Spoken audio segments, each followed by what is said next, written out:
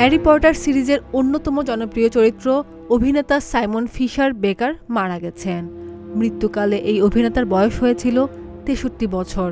এক বিবৃতিতে অভিনেতার মৃত্যুর খবরটি নিশ্চিত করেছেন তার ম্যানেজার বলেন, ১৫ বছরের বন্ধুত্ব আমাদের, খুব কাছের একজনকে হারালাম।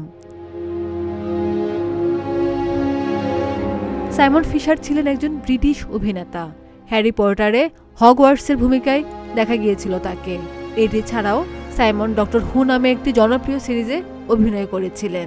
এছাড়াও বেশ কয়েকটি হিট টেলিভিশন ধারাবাহিকেও অভিনয় করেছিলেন তিনি। কমেডি চরিত্রের জন্য বেশ পরিচিত ছিলেন। টেলিভিশন এবং চলচ্চিত্রের বাইরেও সাইমন ফিশার বেকারের অডিও ইন্ডাস্ট্রিতেও অনেক অবদান রয়েছে। খাদিজা নিপা, প্রতিদিনের বাংলাদেশ।